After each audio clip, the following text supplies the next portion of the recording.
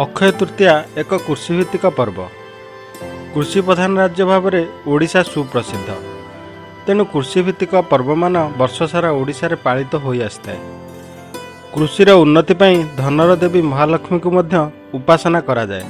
भूमि को जननी भली आमे ग्रहण करी तार पूजा तथा उपासना करी आसुछु। अक्षय तृतीया तिथिटी अति शुभदायक तिथि बोली जुग जुग धरी लोक विश्वास रही।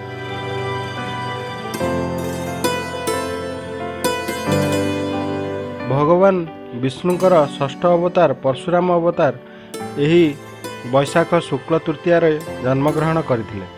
पुराण रे उल्लेख अछि अक्षय तृतीया तिथि रे बड़ ठाकुर बलभद्रंकर रेवती माता सहित विवाह अनुष्ठित होइथिला।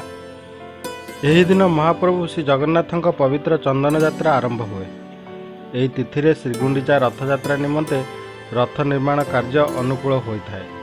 महाभारतर वर्णना अनुसार सूर्यदेव संतुष्ट होई ज्येष्ठ पांडव युधिष्ठिरଙ୍କ खाद्य न सरुथिबा अक्षय पात्र प्रदान करथिले। अन्य एक वर्णना रे भगवान श्रीकृष्ण दुर्वासा और तांका शिष्यों को भोजन प्रदान पाई द्रौपदी को अक्षय पात्र प्रदान करथिले।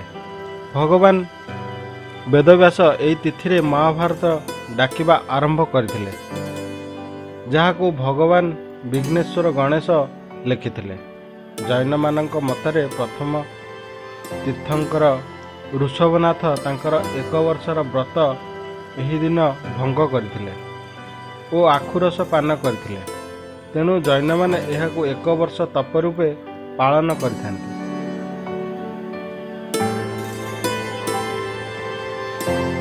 अग्नि पुराण, विष्णु धर्मोत्तर पुराण, भविष्य पुराण इत्यादि रे अक्षय तृतीया को एक प्रशस्त शुभ दिन रूपे वर्णना करा जाइछि।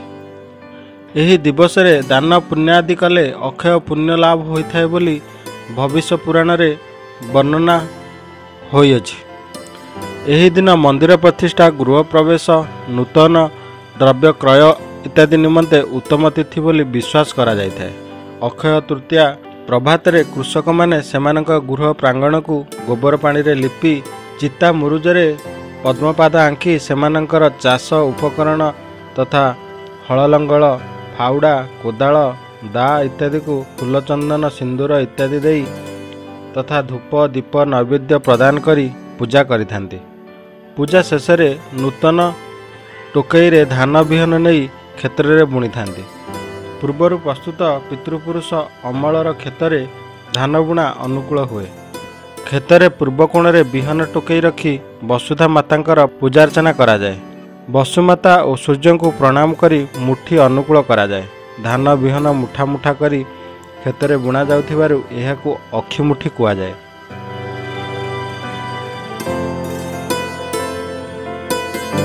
कृषक मानंकर विश्वास अछि एही पवित्र दिवस रे धान बुणा अनुकूल कले भल फसल होइथाय। नूतन गृह निर्माण आरंभ कले गृहस्थ पई मंगलप्रद होइथाय।